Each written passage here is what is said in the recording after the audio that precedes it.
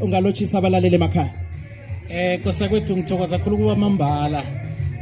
Ngithanda ukulochisa umlalelo osekhaya ngalesi sikhathi ngithi ibizo lami nginguthando Mahlangu.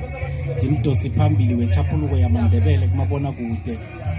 Ngaphambi kokuthi siragele phambili kosakwethu ngithokoza iFle FM umhatsho wabantu bonyana uze ebantwini. Ngithokoza umhatsho wabantu ukuthi uyazwisisa ukuthi ilimi lesindebele kufanele kube ilimi elithuthukako.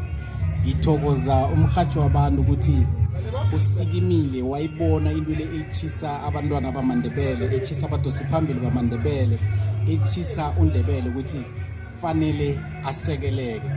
Ngithokoza njengombana ngoSeptember nje kuhlangana unyaka iFle FM yabasemoyeni nje yabelethwa. Ngithokoza wena kosakwethu ukuthi sibe maNdebele, sibe nomuntu oqabanga njengalo nje. Mntwana kwethu ngiyathokoza, bengithokozela nabaphathi nabahatshi bomhatsho iFle FM. Nasiqala igalelo lakho lapha wathoma khona ukusikimela into kaNdebele, wathoma nini, kwakwenze njani na uza kuthoma uvunule isiNdebele ngale ndlela ohlala usivunule ngayo? Kosakwethu into le yathoma, ubona ngihleka nje, yathoma kumaMpumalanga Sunshine Media Awards. Lapha savela khona chathalaza sivunule isiNdebele. Abantu bekhethu bajwayele ukuthi isokana livunula nalibuyako nalihlabako njalo njalo. Igeneration yethu le abakayijayeli into efana naleyo, so sayithoma estage yabaMpumalanga Sunshine Media Awards eMiddelburg.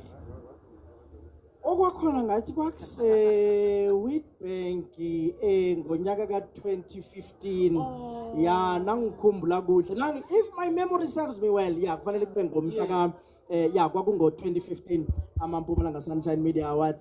Unfortunately angeze ngatsho khulu ngawo njengombana nami ngingemva kwawo. Udona ke into esihlangene ngayo la nasingoma Vuka Ndebele la siqale khona ukuthi kuhlangene abavuma abahlukahlukeneko abenza umvumo ongafaniko engomeni eyodwa. Nikhona njani ukukwenza lokho? Isuke lapho le concept? Kosakwethu i-concept le ivumbuke khulu lokha nangiqeda ukuqothwa eBoulders. Kuyinto benginesifiso sokuthi mina yenze, kodwana beyingibhalela ukuthi ngihlanganise ngoba ngazi ukuthi abavumi bekhaya